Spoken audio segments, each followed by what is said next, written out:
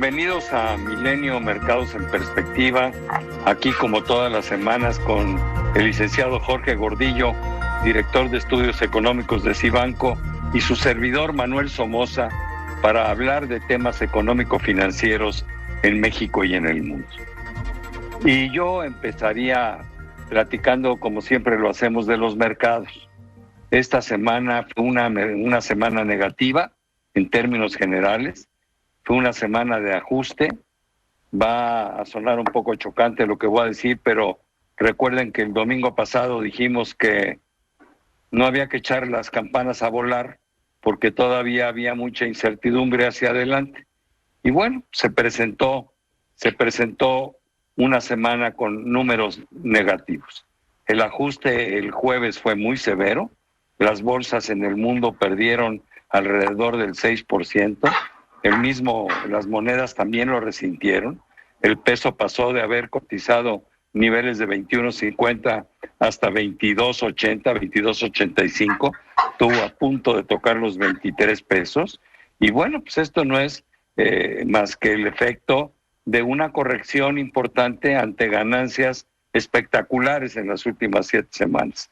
Las últimas 7 semanas los mercados nada más se fueron en una sola dirección, que era hacia arriba y hacia arriba, y eso pues no se puede sostener en el mediano y en el largo plazo. Yo creo que este ajuste al final es un ajuste sano, porque seguimos siendo moderadamente optimistas en cuanto al crecimiento de los mercados y a la recuperación de los mismos. Sin embargo, creemos que debe de ser más lento, debemos ir más despacio de aquí hasta diciembre. ¿Por qué? Pues porque todavía no hay una vacuna para la pandemia y porque la pandemia es la que va a guiar las cosas. ¿Qué fue lo que provocó el ajuste? Bueno, pues yo creo que el ajuste lo provocó los comentarios que salieron de la reunión de política monetaria de la Reserva Federal, donde Jerome Powell hizo una perspectiva bastante realista de lo que tiene enfrente la economía en los Estados Unidos. No hubo sorpresas, pero bueno, pues hay gente que se inventa cosas. Dijo que la economía se podía contraer en Estados Unidos 6,5% y que el año entrante podía rebotar 5,5%, lo cual pues ya sabíamos, no hay ninguna sorpresa ahí. Esa fue la parte quizá negativa. Hubo algún comentario donde dijo que la pandemia podía dejar algunos daños de carácter permanente a la economía de Estados Unidos, sin especificar cuáles. Para mí quizá fue lo más negativo. Sin embargo, en la parte fundamental, en lo que es el quehacer diario de la Reserva Federal, pues ratificó lo que queríamos oír los inversionistas. Ratificó que las tasas de interés se van a quedar en los niveles actuales, que están cerquitita de cero hasta el 2022, y que los estímulos monetarios, la creación de moneda para seguir comprando bonos de todo tipo y de esta manera financiar actividades productivas, se va a mantener. Esa es la noticia importante, esa es la noticia que nos dice que la Reserva Federal va a estar ahí para soportar todo esto. Yo creo que eso fue la primera parte del ajuste. Y la segunda fue que el mercado exageró algunas noticias negativas en Texas y en Florida, en relación a que había crecido el número de infectados. Bueno, siempre habíamos dicho que los mercados, el peor peligro que tenían era que las economías tuvieran que dar reversa a la apertura ya iniciada. Y estos pequeños signos de rebote, bueno, pues alarmaron a los inversionistas. Pero bueno, el viernes los mercados recortaron pérdidas casi por la mitad. Al final, que tuvimos una semana donde el Dow pierde 3 puntos, lo mismo que el Standard & Poor's y el Nasdaq, y también prácticamente lo mismo que la Bolsa Mexicana de Valores. El peso también llegó a perder cerca del 6%, pero con una pequeña recuperación que tuvo el viernes, pues va a estar cerrando en niveles de menos 3% con respecto al cierre del viernes anterior. Ese es mi comentario de los mercados, Jorge. No sé si tú quieras agregar algo.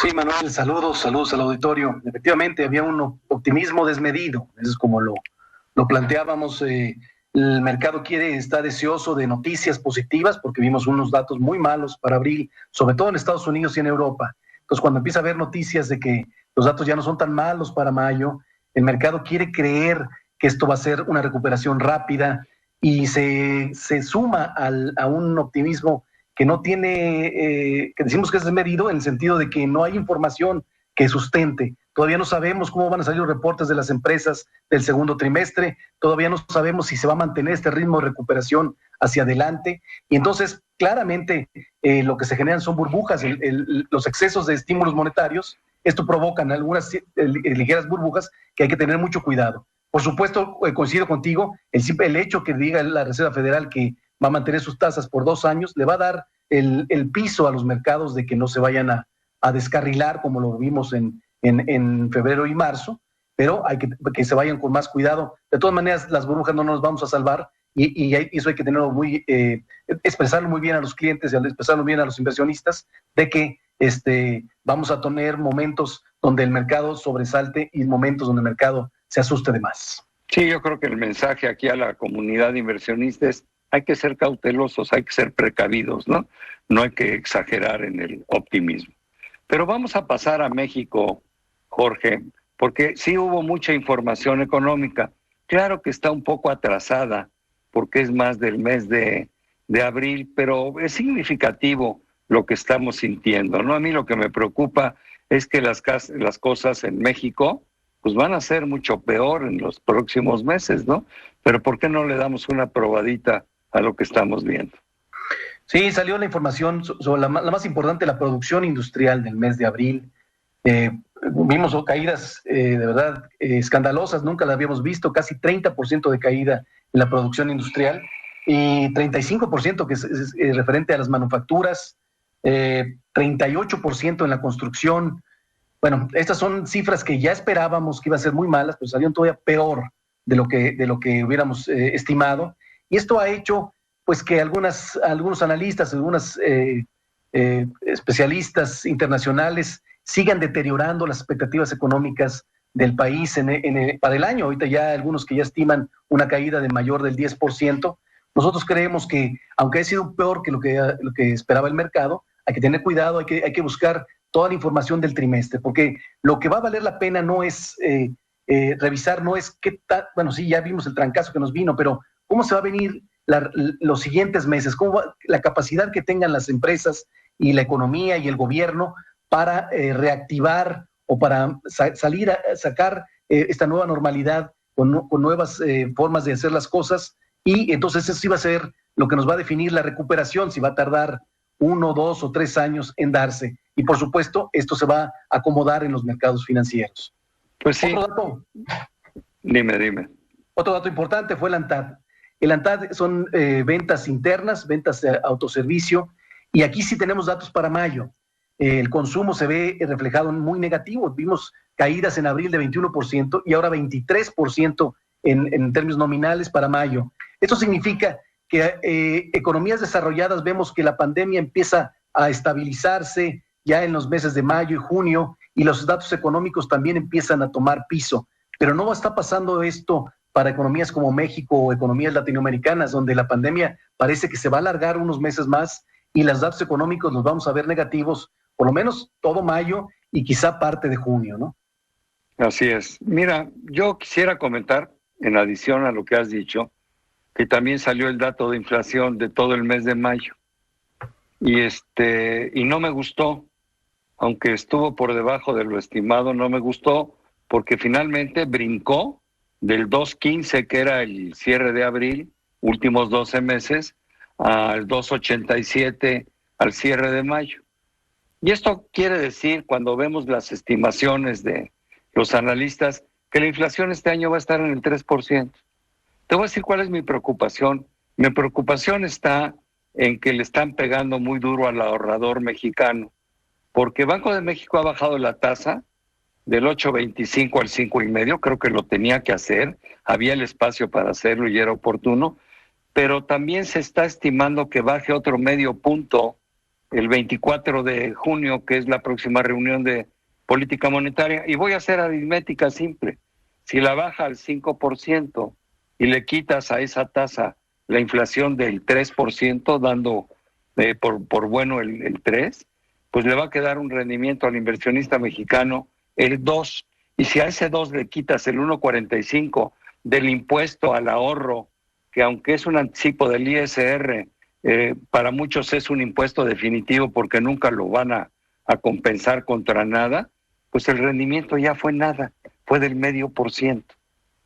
El problema de México no es un problema de tasas de interés. O sea que podemos bajar la tasa de interés a 0 y el país no va a crecer. El problema de la economía mexicana es un problema de falta de confianza, falta de inversión, falta de políticas públicas que aceleren la inversión privada. Ya está el tema. No es un tema de tasas de interés. Entonces, ojalá, el Banco de México siempre ha actuado en forma muy profesional y son gente muy inteligente, pero ojalá ya no bajaran la tasa, porque al que están pasando a cuchillo es al ahorrador mexicano. No le están dando ningún incentivo para que pueda ahorrar, y eso a mí me preocupa porque ese es mi negocio. Yo cuido el ahorro de las personas, cuido sus inversiones y me gusta que tengan rendimientos en términos reales. Pero bueno, se nos acaba rápido el tiempo. Nos quedan 2 minutos nada más para hablar de la pandemia en México. Yo también ahí estoy muy preocupado, sobre todo ante tu comentario. En la medida en que no sabemos dónde estamos parados, de que los números crecen todos los días, de que todos los días nos alargan la fecha de cuándo vamos a ver el pico, pues eso va a alargar la apertura de las actividades económicas en México, y esto va a representar mayores pérdidas para el 2020. Entonces, pues sí, puedo empezar a creer en cifras de menos 10% de contracción si no tenemos para cuándo incorporarnos a esta llamada normalidad. Sí, efectivamente, Manuel, eso es lo que más nos preocupa, porque esto es generalizado en países emergentes, sobre todo en países latinoamericanos, y ya nos miden como tal, ¿no? A lo mejor a veces nos sentimos un poco más desarrollados, pero claramente aquí este tipo de fenómenos nos hace dar cuenta de en qué nivel estamos. Los contagios se van a alargar más aquí y van a afectar más economías pobres, economías en desarrollo, a las economías desarrolladas, porque el hecho de que estés a veces abriendo, pero no del todo, no le ayuda a nada a la recuperación económica. Y bueno, en la medida en que los fundamentales de las empresas fuertes se deterioren, pues puede ser más costoso para el país en los años subsecuentes. Jorge, pues se nos acabó el tiempo. Qué programa tan interesante. Yo te agradezco mucho tus comentarios, pero sobre todo le agradezco a usted que esté con nosotros aquí semana a semana en Milenio Mercados en Perspectiva. Nos vemos la próxima semana. Muchísimas gracias. Hasta la próxima semana.